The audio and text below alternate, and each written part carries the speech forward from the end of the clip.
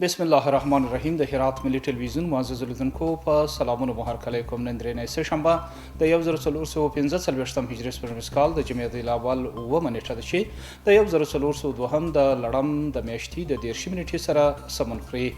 ستاسو پام د دې مهال خبري ټولګي تر راګرځوم. په سر کې د څو خبرونو سرټکی.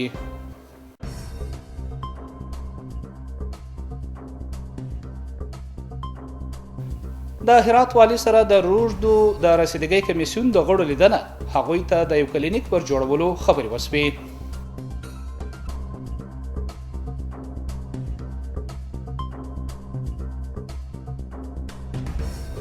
د کتاب لوستنې او مطالعې دودولو لپاره د پرانیستې فضا نندارتون جوړېدل ځوانانو د دې کړنې هرکلی کړی دی.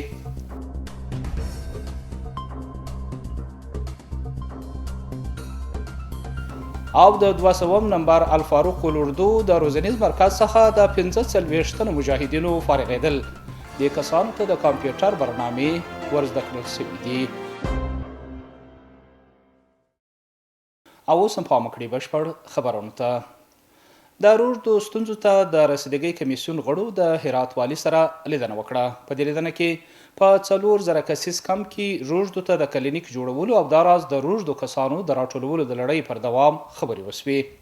په دې کمیسیون کې 12 ادارې غړیتوب لري چې عامه روغتیا، د روږدو د درملنې، حج او اوقافو ریاست او پوهنې ریاست، د نشي توکو د زیانونو او د امر بالمعروف او نهي عن المنکر ریاست، نیکو چارو ته د هغوی هڅونې او د نشي د بد عمل او عذاب او نور ریاستونه هم په خپل وار سره روږدو ته د رسیدګۍ په اړوند هڅې کوي. د یادونې وړ ده چې د افغانستان اسلامي امارت په راتلو سره د روږدو د راټولولو او د درملنې چارې پیل شوي دي چې تر دې دمه شاوخوا 6,000 د نشي توکو روږدي د نشي د پرېښودلو کمپونو ته ورولل شوي دي او تر درملنې لاندې نیول شوي. د هرات فرهنګي مسؤلان وایي د کتاب لوستنې او مطالعې په برخه کې د هڅونې په موخه یې پرانیستی نندارتون پر لار اچولی دی. د هغوی په وینا د 3 کالو را په دې خوا د کتاب لوستنې او مطالعې د لا دودولو په موخه څو نندارتونونه پر لار اچولي دي. د بل لوري یو شمېر ځوانانو د کتاب دغه نندارتون د مطالعې دودولو په برخه کې اغیزمن بللی او ټینګار کوي چې ځوانان دې لا هم مطالعې ته مخه کړي. پام وکړئ په دې هکله زموږ چمتو کړي رپورټ ته. په پرانیستې فضا کې د اونیزي کتاب نندارتون وروستۍ ورځ دغه نندارتون د یو خصوصي کتابتون د لوري د اطلاعات او فرهنګ ریاست په همکارۍ پر لار اچول شوي وو. د هرات فرهنګي مسؤلان وایي هغوی دوی مطالعې ته د ځوانانو د هڅونې په پار څو نندارتونونه پر لار اچولي دي.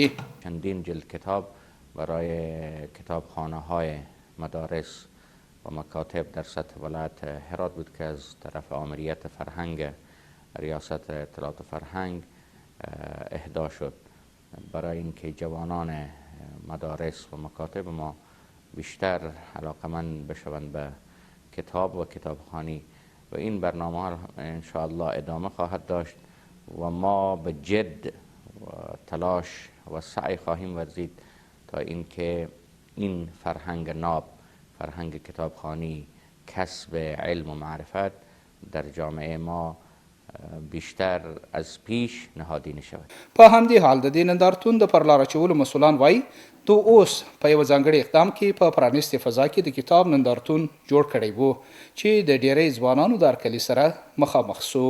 ما یک ابتکار جدیدی که به این نمایشگاه داشتیم به نمایشگاه قبل نداشتیم. ما 2 کاتگوری کتاب داشتیم. یک کاتگوری کتابای ما کتابای حراجی بود که از 20 افغانی تا 100 افغانی بود.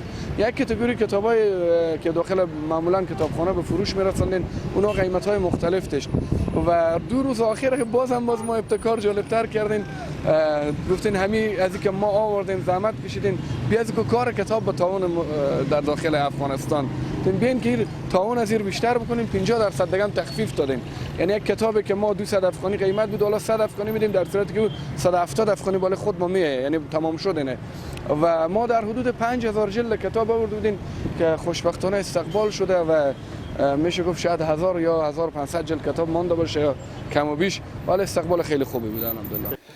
د بل لوري یو شمېر ځوانان چې د کتاب د پیرلو په موخه دې نندارتون ته راغلي وای د داسې نندارتونونو جوړېدل د کتاب لوستنې دود د دودولو په موخه ګټور دي.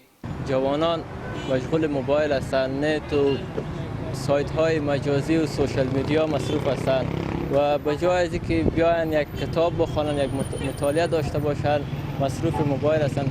چون موبایل دو تاثیر داره، هم تاثیر مثبت داره هم منفی. تاثیر منفیش است که بینایی چشم ضعیف میکنه و دیگه ضرر هم داره. اما یک کتاب کدام تاثیر منفی نداره، چون یک کتاب میتونه ذهن شما را تقویت کنه و نمیتونه یک پوینت منفی به ذهن شما وارد کنه. خیلی مهمه که ما فرهنگ سازی بکنیم برای اینکه جوانان تشویق بشن که رو بیارن به مطالعه. متاسفانه امروزه اکثر جوانان روگردان شدن از مطالعه و طوری شرایط برای از اینا سخت شده که حتی کتاب خواندن و مطالعه را یک کار بیهودی تلقی میکنن. به خاطر همین خوبه که یک برنامه‌های اساسی روی دست بشه تا اینکه جوانا رو بیارن به مطالعه، یعنی کارهایی بکنن که اونها جوانا را انگیزه بده برای اینکه مطالعه بکنن. دا په داسې حال کې ده چې د کلتوري پوهانو په اند په دې وروستیو کې د مجازي نړۍ او انټرنیټ د ډېرې کارونې په مخه د کتاب لوستنې او مطالعې چارې ټکنۍ سوي دي.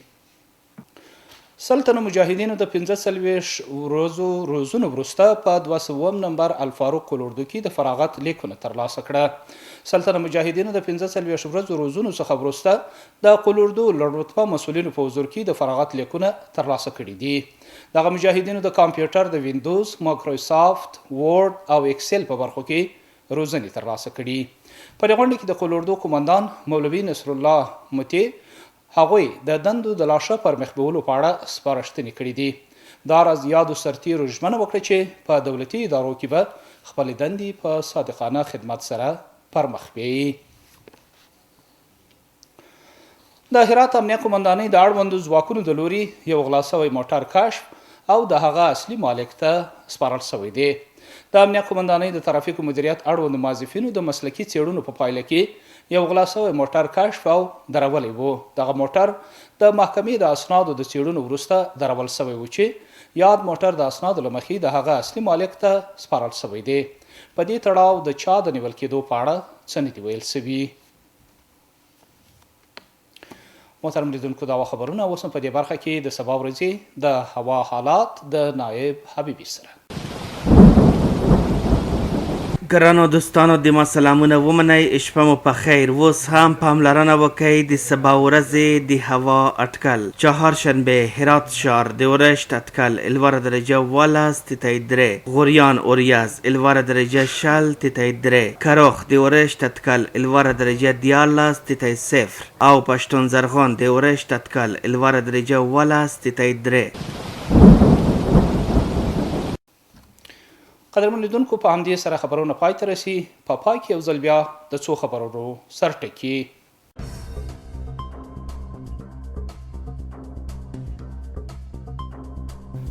د هرات والي سره د روږدو د رسیدګۍ کمیسیون د غړو لیدنه هغوی ته د یو کلینیک پر جوړولو خبرې وسوې.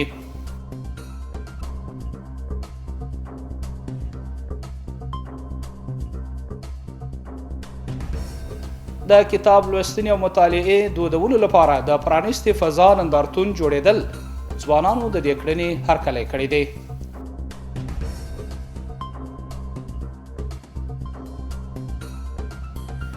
او د 200 نمبر الفاروق کلوردو د روزنیز مرکز څخه د 45 تنو مجاهدینو فارغېدل. دې کسانو ته د کمپیوټر برنامې ورزده کړل شوي دي.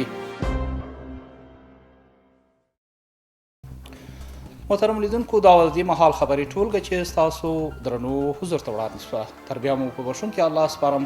هر چیرې چې اوسئ خوشحاله شپې ولرئ.